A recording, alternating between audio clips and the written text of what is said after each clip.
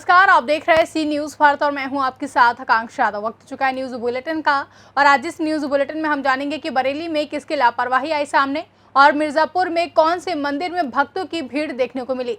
ये सब जानेंगे विस्तार से ही, तो चलिए शुरू करते हैं खबरों का सिलसिला। बरेली जिले में आए दिन बिजली के पोल में करंट उतरने, हाई वोल्टेज लाइनों के तार टूटकर गिरने जैसी घटनाएं अब आम हो चली हैं। सरकार द्वारा करोड़ों खर्च करने के बाद भी विभाग उसी ढर्रे पर है। बरेली विद्युत विभाग की लापरवाही से आज एक और व्यक्ति ने अपनी जान गंवा दी। बरेली के थाना बारादरी क्षेत्र के हारू नगला का रहने वाला 21 वर्षीय कमलजीत पुत्र सियाराम आज सुबह बाइक से दूध बेचने मंडी जा रहा था। तभी ग्रीन पार्क गेट के पास अचानक से हाई टेंशन का तार टूटकर उसके ऊपर गिर गया और उसकी मौके पर ही दर्दनाक मौत हो गई। इसकी सूचना क्षेत्रीय लोगों ने 112 पुलिस को दी और काफी देर बाद मौके पर पुलिस पहुंची। परिजनों का आरोप है कि मौके पर ही अगर एम्बुलेंस पहुंच जाती तो शायद जान बच जाती। मृतक की मां कांति देवी का रो रो कर बुरा हाल है। कहने लगी कि 4 बेटी है, मैं इकलौता बेटा था, भगवान ने मेरा सब कुछ छीन लिया। क्या नाम है आपका भैया? रिंकू यादव। ये कौन थे आपके? ये मेरे छोटे भाई के मित्र थे। अच्छा। और मतलब बेचारा सुबह अपने घर से अपनी भैंसों का दूध निकाल के और दूध पहुंचाने के लिए जा रहा था। अच्छा। तो इस बीच रास्ते में एक स्टॉपेज पॉइंट रहता है दूसरे लोगों का, जहाँ सब इकट्ठा होके बैठते हैं, जिस पे कम ज़्यादा होता तो वो बेचता भी है, खरीदने वाला खरीदता भी है। तो वहाँ पे ऊपर से जा रही हाई टेंशन तार जो है अचानक से इनके गर्दन पे गिर गई। अच्छा जी। तो काफ़ी देर तक तो ये बेचारा तड़पता रहा, कोई लाइन कट नहीं हुआ, कोई इसे मतलब किसी तरीके की राहत देने नहीं आया। तो आपने इसमें किसकी लापरवाही मानते हैं और क्या? लापरवाही का मोस्टली जो लापरवाही है वो विद्युत विभाग की है कि अचानक से तार गिरने के बाद भी लाइन कट नहीं हो रही है। तो पूरी विद्युत विभाग की लापरवाही है, या फिर जहाँ पे ये क्रॉस चेक होना चाहिए कुछ समय बाद की देखा जाए भी हमारे जो तार हैं लूज तो नहीं है, इस टाइप की दिक्कतें आ रही हैं तो क्यों आ रही हैं। सुनने में ये आ रहा है कि वहाँ पर जो लाइन काफ़ी देर तक चालू रही थी और वहाँ पर ना ही कोई एम्बुलेंस और कोई पुलिस प्रशासनिक कोई अधिकारी वगैरह नहीं मौके पर पहुँचा था। हाँ, डायल 100 तो पहुँची थी, लेकिन कम से कम पौन घंटे तक एम्बुलेंस का इंतजार करने पर कोई एम्बुलेंस वहाँ नहीं पहुँची। तो ये डायल 100 वाले लोग जो थे वो अपनी गाड़ी में ही बॉडी को डाल के लेके आए हैं। क्या नाम है आपका? धर्मेंद्र सिंह। क्या हुआ था? एक बार हादसा बता दीजिए। वो दूध लेके जा रहा था। क्या नाम था इनका? कमलजीत नाम था। हाँ। भाई था मेरा मौसेरा। हाँ। वहाँ ग्रीन पार्क के सामने हाई टेंशन लाइन 11,000 वोल्टेज वाला तार टूट के उसके ऊपर गिर गया। सूचना फिर सुनने में कोई एम्बुलेंस वगैरह नहीं पहुँची थी? जी, आधा घंटे तो फिर वहाँ पड़ा रहा था। कोई एम्बुलेंस वगैरह ना तो कोई एम्बुलेंस पहुँची ना कोई पुलिस वगैरह। पुलिस तो पहुँच गई थी लेकिन उठा के कोई लेके नहीं आया। बहुत कहने के बाद पुलिस बाद में लेके आई थी। इसमें आप किसकी लापरवाही मानते हैं, जानना चाहेंगे? बिजली विभाग की सबसे पहले थे। ये कितने बहन भाई थे और क्या करते थे? 5 बहन भाई थे, अकेला था वो। और ये कहाँ जा रहे थे, किस चीज़ से जा रहे थे? दूध लेके जा रहा था मंडी में। अच्छा। तो इसकी सूचना आपको किसने दी थी? मुझे घर से फ़ोन गया था, तब मैं आया था रिसारा से। बरेली से सीनू संवाददाता विनय चौहान की रिपोर्ट। जैतपुर पावी तहसील के रतनपुर गांव में हनुमान जी मंदिर के बैठक कक्ष में आत्मा परियोजना छोटा उदेपुर के तहत प्राकृतिक कृषि पर 1 दिवसीय किसान संगोष्ठी आयोजित की गई, जिसमें प्रशिक्षण के दौरान उपस्थित सभी किसानों को जैतपुर पावी के बीटीएम कौशिक सुत्रिया द्वारा निर्देश दिया गया। उन्होंने देसी गायों के मलमूत्र से बीजामृत, निमस्त्र और ब्रह्मास्त्र कैसे बनाया जाता है और प्राकृतिक खेती में इसका उपयोग कैसे किया जाता है, इसकी जानकारी देते हुए कहा कि ये सुझाव दिया कि किसान अब कार्यक्रम के दौरान आधुनिक तकनीक और लगभग 100 जैसे उपस्थित किसानों के साथ खेती करें, ऐसी जानकारी दी। जैतपुर पावी तहसील के प्रगतिशील किसान वर्षण राठवा, बालकृष्ण राठवा और रमेश राठवा ने मार्गदर्शन किया। आज रोज छोटा उदेपुर आत्मा प्रोजेक्ट तरफथी અમારે રતનપુર ગામે કિસાન ગોષ્ઠીનો કાર્યક્રમ રાખેલો હતો, જેની અંદર રતનપુર ગામના તેમજ આજુબાજુના ગામોના ટોટલ લગભગ 100 થી 125 માણસ બેઠા હતા ખેડૂતો, જે ખેડૂતોને હું પ્રાકૃતિક ખેતી વિશેની માહિતી આપીશું। પ્રાકૃતિક ખેતી કઈ રીતે જીવામૃત બનાવવું, કઈ રીતે જીવામૃતનો ઉપયોગ કરવો, સાથે સાથે બીજામૃત કઈ રીતે બનાવવું, નિમાસ્ત્ર કઈ રીતે બનાવવું, ઘન જીવામૃત કઈ રીતે બનાવવું, એ તમામ માહિતી આપી અને આ માહિતીથી ખેડૂતોને એક વાત કરી કે ભાઈ આ પ્રાકૃતિક ખેતી કરવાથી આપણો સ્વખર્ચ જે રાસાયણિક ખાતર જંતુનાશક દવા આપણે વાપરીએ છીએ એ જંતુનાશક દવાનો રાસાયણિક ખાતરનો આપણો બચાવ થઈ જશે અને એમાં આપણે એ બચાવના મોટો નફો થશે, કેમ કે ઓછા ખર્ચે વધુ નફો કઈ રીતે મેળવવું તે આપણે ગાય આધારિત ખેતી કરશું તો જ આપણે વધુ નફો મેળવી શકશું।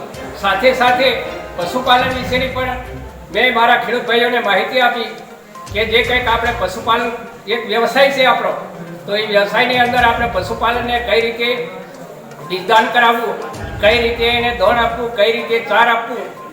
નમસ્કાર ખેડૂત મિત્રો, આજ રોજ છોટાઉદેપુર આત્મા પ્રોજેક્ટ અંતર્ગત અહીંયા પંજતપુર તાલુકાના રતનપુર ગામે ગાય આધારિત ખેતી કરતા ખેડૂતોની મીટિંગ રાખવામાં આવેલ છે. તો ગાય આધારિત ખેતી કરવા અત્યારે વર્મી કમ્પોસ્ટ ખેતીમાં વાપરવાથી જમીન પોચી અને ભરભરી બને છે, નિતાર શક્તિ વધે છે અને એમાંથી જમીન સુધારા આવવાથી ખેતી પાકોમાં રોગ જીવાત ઓછો આવે છે.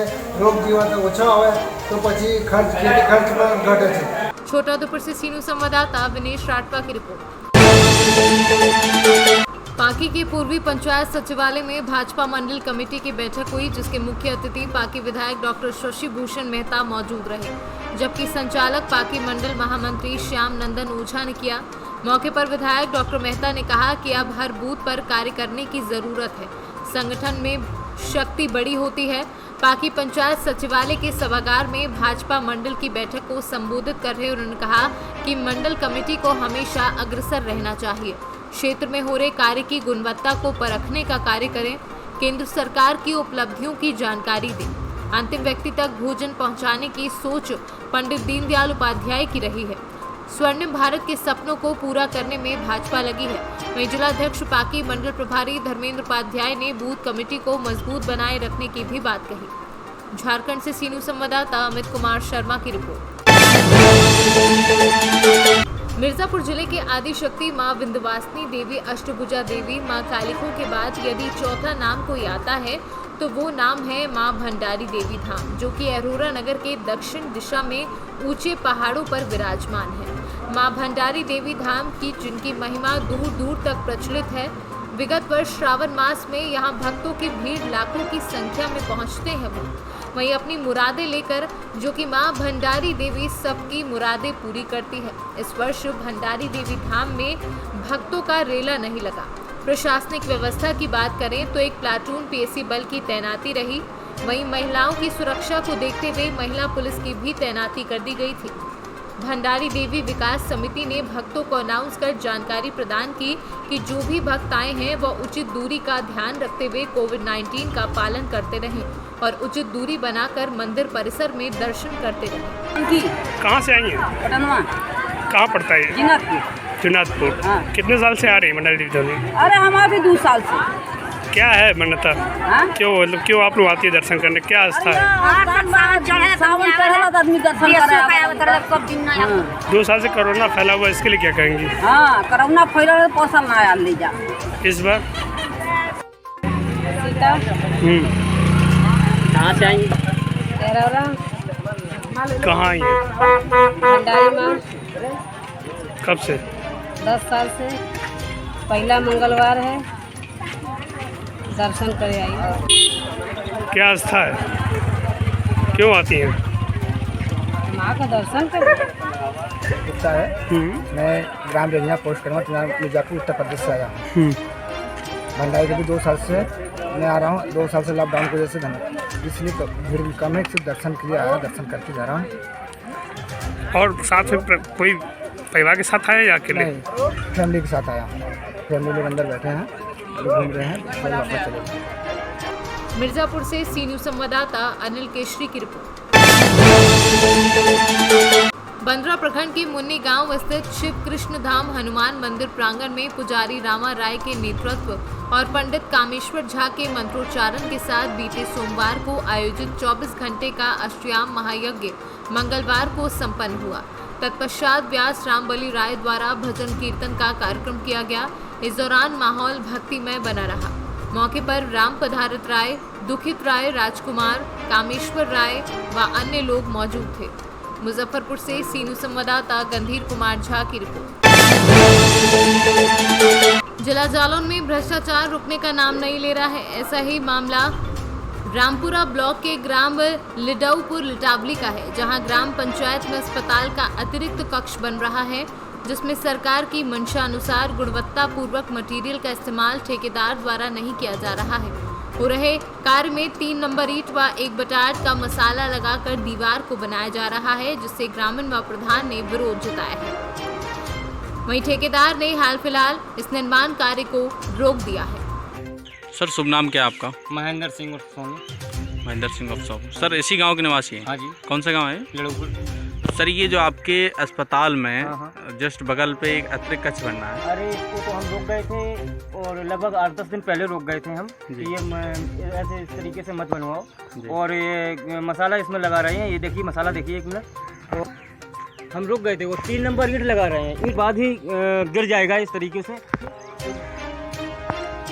हम रुक गए थे यहाँ पे कि ये मत बनाया जाए इस तरीके से, अवैध मत बनाओ कि मतलब कि गलत सामान लगा रहे हो जो गवर्नमेंट दे रही है पूरा पैसा, तो इस तरीके से क्यों गलत उपयोग कर रहे हो? सर गवर्नमेंट का एक इशू चल रहा है, एक 6 का मसाला और 1 नंबर गुम्मा सरकारी काम में लगना, क्या इस तरीके से गुणवत्तापूर्ण लग रहा है मसाला? नहीं लग रहा है। 10-1 का मसाला लग रहा है, 3 नंबर ईंट लग रही है, सामने रखी है, देख सकते हैं आप। और गवर्नमेंट से आप दरख्वास्त करें कि मतलब इसकी जाँच करें। सर कुछ बोल रहे थे? हाँ मैं बोल रहा हूँ कि प्रशासन जांच करे इसकी। तो आपको क्या लगता है गवर्नमेंट की रेशियो गुणवत्तापूर्ण नहीं बनना? बिल्कुल नहीं हो रहा काम सर। जैसे आप लोगों ने ठेकेदार से भी बात की होगी और ठेकेदार लौट के आरोपित करता है कि ग्राम प्रधान सहित और पूरी जनता उनके लिए पैसे के लिए प्रताड़ित करती है उन्हें, इसलिए शिकायत करती है। जैसे कि सर अभी एक पिछली बार वीडियो आपने डाला था मेरे पास, आपने उस लेबर से पूछा था कि इसमें कितने का मसाला लग रहा है, तो उसने क्या कहा था? 1/8 का बताया था उसने, वीडियो पड़ा है। जालौन से सीनू संवाददाता निखिल तिवारी की रिपोर्ट। झांसी में आज उत्तर प्रदेश किसान कांग्रेस के बैनर तले जनपद झांसी के ब्लॉक बंगरा के ग्राम निमोनी में आज किसान कांग्रेस की विशाल किसान पंचायत हुई, जिसमें समस्याओं को लेकर किसान खूब गरजे, जिम्मेदारों को खरी खोटी सुनाते हुए आंदोलन की चेतावनी दी। ब्लॉक बंगरा के दर्जनों गांव, जिसमें रासपारिया, सियावनी, निमोनी, बगरौनी, सप्तबारा, खानपुरा, चुरकना, टिकरी, गुड़ा, रतौसा आदि गांव में विद्युत विभाग की तानाशाही गुंडाई के चलते भीषण विद्युत कटौती चल रही है। 15 दिनों से दर्जनों गांव के ग्रामीणों का जीवन अस्त व्यस्त हो चला है। किसान खून के आंसू रो रहा है। विगत दिनों हाईवे पर जाम भी लगाया गया था, लेकिन जिम्मेदार अधिकारियों के कानों में जू तक नहीं रेंगी। विद्युत विभाग अपनी आदत से बाज नहीं आ रहा है। वहीं 24 घंटे में मात्र 2 से 3 घंटे लाइट मिल रही है। ग्रामीणों ने आज पंचायत में सर्वसम्मति से निर्णय लिया कि विद्युत विभाग अगर 24 घंटे में व्यवस्था सुचारू रूप से चालू नहीं करता तो मजबूरन हमको विद्युत विभाग का घेराव व तालाबंदी करनी होगी। क्या नाम है दादाजी? कौन सा गांव है? निमोनी। क्या है दिक्कत, क्या हो रही है आपके? लाइट की दिक्कत है। कैसी लाइट की? कितने से नहीं आ रही? लाइट थोड़ी आती है, तनक फिर आती है, फिर चली जाती है, फिर आती है, फिर जी हो रहा है। कितने से हो रहा है जी? जी 8 दिन से। क्या नाम भाई साहब? लोकेंद्र सिंह यादव। कौन सा गांव है? निमोनी। क्या दिक्कत हो रही भाई साहब की? यहाँ 15 दिन से लाइट बिल्कुल आ ही नहीं रही है। ये 1 घंटे के लिए आती है और पूरे रात और दिन गायब। और इसमें 10 गांव जुड़ी हुई हैं बंगरा फीडर में। जो पुराना ट्रांसफार्मर था वो काम करता था, अभी एसडीओ ने नए ट्रांसफर से जुड़वा दी, जिससे वो 4 गांव का कवर कर रहा है। 4 गांव के ज़्यादा जोड़ते हैं, ऐसी फाल्ट हो जाता है वो। इसलिए ग्रामीण क्षेत्र में बहुत बड़ी समस्या है लाइट की। मुख्यमंत्री जी कह रहे हैं कि हम बुंदेलखंड को 24 घंटे बिजली दे रहे हैं। ये घोषणा और ये वादा भारतीय जनता पार्टी के मुख्यमंत्री माननीय योगी आदित्यनाथ जी का है, लेकिन वहीं दूसरी ओर जनपद झांसी के ब्लॉक बंगरा में दर्जनों गांव ऐसे हैं जहां पर लाइट मात्र 1 या 2 घंटे आ रही है। विद्युत विभाग की दबंगई, गुंडई, तानाशाही के चलते यहाँ का दर्जनों गांव का किसान खून के आंसू रो रहा है। विगत 4-5 दिन पहले यहाँ के किसानों ने नेशनल हाईवे जाम भी किया था, लेकिन विद्युत विभाग के भ्रष्ट अधिकारियों के कानों में जू नहीं रेंग रही। स्थिति वैसी की वैसी है। आज किसान कांग्रेस की पंचायत हुई है ग्राम निमोनी में। अगर विद्युत विभाग 24 घंटे के अंदर व्यवस्थाएं नहीं सुधारता तो विद्युत विभाग का घेराव किया जाएगा, तालाबंदी की जाएगी। ब्यूरो रिपोर्ट, सी न्यूज़। माध्यमिक शिक्षक संघ वित्तविहीन गट के तत्वाधान में मंगलवार को मुख्यमंत्री व संयुक्त शिक्षा निदेशक झांसी मंडल झांसी को ज्ञापन सौंपा। ज्ञापन में शिक्षकों की समस्याओं का समाधान करने की मांग की गई। वहीं जिलाध्यक्ष अनीश खान के नेतृत्व में वित्तविहीन शिक्षक गुट के तमाम शिक्षक मंगलवार को जिला विद्यालय निरीक्षक कार्यालय पहुंचे। वहां उन्होंने मुख्यमंत्री योगी आदित्यनाथ व संयुक्त शिक्षक निदेशक को ज्ञापन सौंपा। ज्ञापन में मांग की कि वित्तविहीन शिक्षकों को सम्मानजनक मानदेय दिया जाए, साथ ही वित्तविहीन शिक्षकों की सेवा नियमावली बनाई जाए। अनीश खान, आज आप लोग क्या क्या ज्ञापन देने आए इधर शिक्षक? हम लोग वित्तविहीन शिक्षक संघ से हम जिलाध्यक्ष हैं। हम सभी लोगों की मांगें कई विगत वर्षों से चल रही हैं, लेकिन इसमें ना तो आज तक वित्तविहीन की शिक्षक सेवा नियमावली बनी है और ना ही हम लोगों को सम्मानजनक मानदेय मिल रहा है। कोविड-19 के चलते आज बेरोजगारी के तहत रह रहे हैं पूरे वित्तविहीन शिक्षक और भुखमरी के कगार पर है। इसके तहत हम लोग ज्ञापन देने आए हैं। 2 सूत्री मांगे हमारे आदरणीय प्रदेश अध्यक्ष जी, शिक्षक विधायक इस समय लाल बिहारी यादव जी ने पूरे 75 जनपदों में आज ये ज्ञापन देने का निर्णय लिया। आपकी मांगे क्या क्या है? हम लोगों की मांग है शिक्षक सेवा नियमावली बनाई जाए एवं उचित मानदेय हम लोगों को सम्मानजनक मानदेय सरकार दे। ब्यूरो रिपोर्ट, सी न्यूज़। आज शहर कोतवाली क्षेत्र में जमीन को लेकर पीड़ित और दबंगों के बीच विवाद चल रहा है। इसको लेकर दबंगों ने एक लड़की पर हमला करते हुए सिर फोड़ दिया। थाने की पुलिस से उचित न्याय न मिलने के कारण पीड़िता एसएसपी कार्यालय पहुंची और न्याय की गुहार लगाई। आपके साथ मारपीट किस बात को लेकर? ये मेरे पिताजी की ज़मीन थी और वो पिछले साल उनकी डेथ हो गई। उसके बाद हम लोग इधर आए थे। हम लोग क्या मेरी मम्मी यहीं रहती थी, मैं ही आई उधर और सारे हमने अपने नाम का वारिसान के अकॉर्डिंग हमने अपने नाम चढ़वा लिए।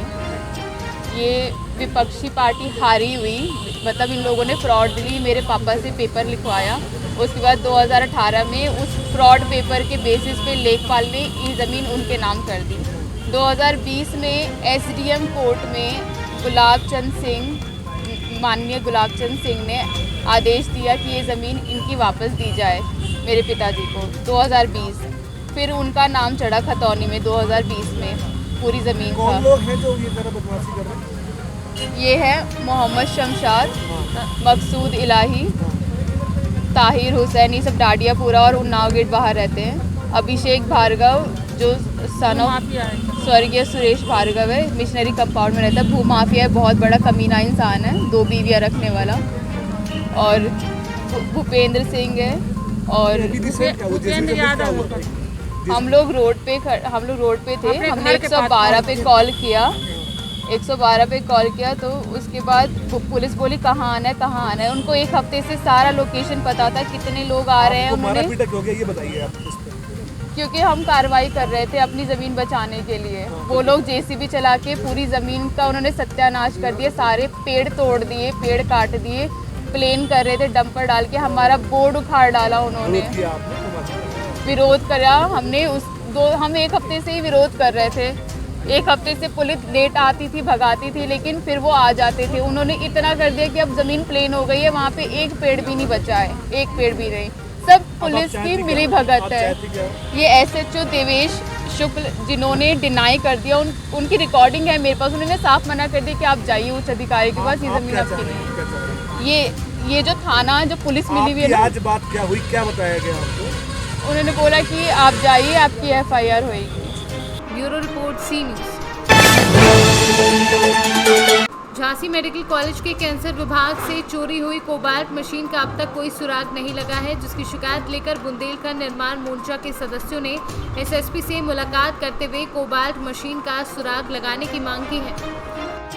विभाग मेडिकल कॉलेज से कोबाल्ट मशीन चोरी हो गई थी, जिससे कैंसर की सिकाई का इलाज होता था। ये एक अकेली मशीन पूरे बुंदेलखंड क्षेत्र में थी जो गरीब लोगों की कैंसर का इलाज किया जाता था। 9 अक्टूबर 2020 को ये मशीन चोरी हो गई। 25 दिसंबर को अनेक अखबारों ने, आप लोगों ने भी इसको बीच में उठाया, कुछ नहीं हुआ। 25 दिसंबर को जब हम लोगों ने डीएम साहब को यहाँ जाके घेराव किया तो उन्होंने इसमें जांच बैठा दी एडीएम की अध्यक्षता में। 31 दिसंबर को मेडिकल कॉलेज की तरफ से 2.5 महीने बाद फिर एफआईआर करी जाती है कि मशीन चोरी हो गई। 8 महीने हो गए ये मशीन गई का। हमको सूचना के अधिकार में दिया गया है कि मशीन कभी ख़राब नहीं रही, मशीन बिल्कुल ठीक थी, मशीन गलत ले जाई गई और जो हेड ऑफ़ द डिपार्टमेंट है इस विभाग की, उनको ही नहीं मालूम मशीन कब ले जाई गई। मशीन एक बड़े ट्रक में जा सकती थी, इतनी बड़ी मशीन। आज अभी हम लोग कप्तान साहब से मिले क्योंकि FIR हो चुकी है और चौकी इंचार्ज विश्वविद्यालय इसकी तफ्तीश कर रहे हैं। तो कप्तान साहब ने 2 टूक कहा कि या तो मशीन वापस आएगी या जिन लोगों ने इसमें कुछ गड़बड़ किया है उनको गिरफ्तार किया जाए। हम लोग बिल्कुल संतुष्ट हैं कि बुंदेलखंड में कैंसर का इलाज किसी भी सूरत में किन्हीं भी परिस्थितियों में बंद नहीं होने देंगे और नहीं होगा। Bureau report C news. फिलहाल के लिए न्यूज बुलेटिन में बस इतना ही। देश और दुनिया की तमाम बड़ी खबरों के लिए देखते रहें सी न्यूज़ भारत।